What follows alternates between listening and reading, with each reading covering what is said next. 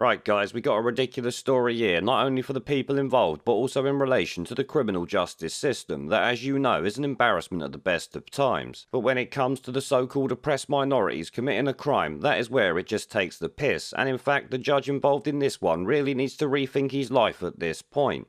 I am talking about judges deciding that racially aggravated assault and assault with an offensive weapon does not require a prison sentence because the victim was white.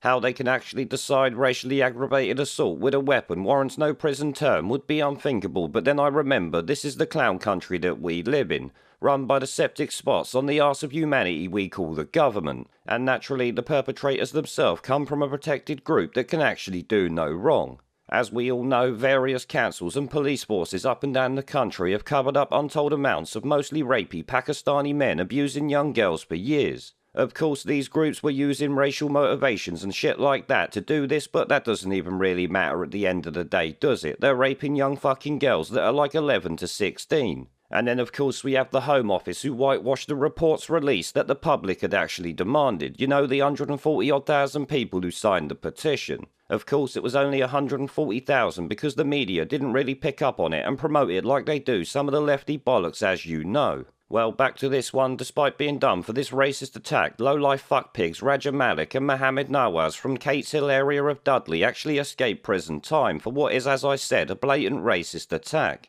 It all followed a council worker stopping a woman for throwing a bit of rubbish on the floor. In fact, I think all she did was flick her butt. When he said he was going to give this woman a fine, these two tosspots come out of their ass and started doing this. Oh yeah, I'm an enforcement officer on behalf of Dudley Council. Okay. I do need to speak to you both. The cigarettes that you both took out the car window, because it is a littering offence. What's happened?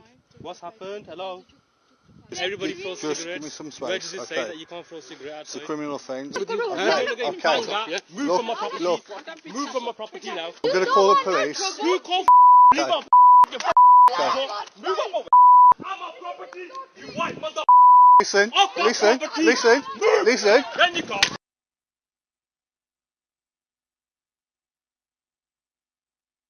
Listen. Whoa. I'm going.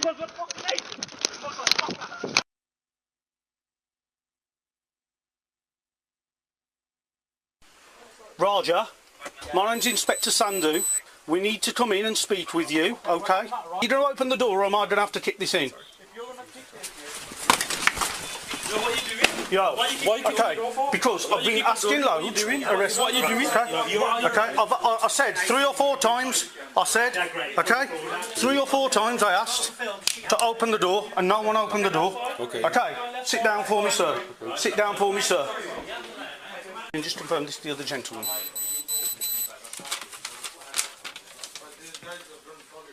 Yes, I will. Yeah.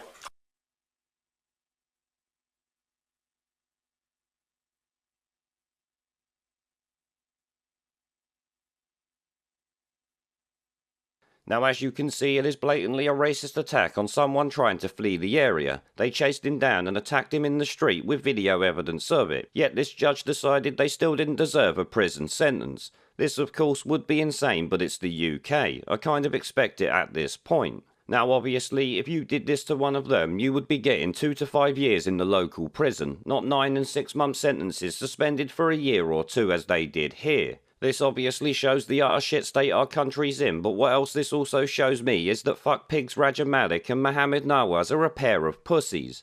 Not only did it take them ganging up on a council worker, they had to resort to weapons because they lacked the bollocks to stand toe-to-toe with someone who wasn't even up for the fight. That is obviously a sign of some seriously weak pussies that can't fight for shit and use numbers or weapons because they know they ain't got nothing about them. But at the end of the day, what really matters here is the failure of the system to sentence these scumbags in the way that they deserved. Shit, deportation should be looked at if possible. Violent crime is after all one of the reasons the government can use for deportation. I wouldn't hold your breath on that one obviously though. It is the Conservative Party that we're dealing with here. Now guys, remember the link to my website is down below, so check it out if you have not already.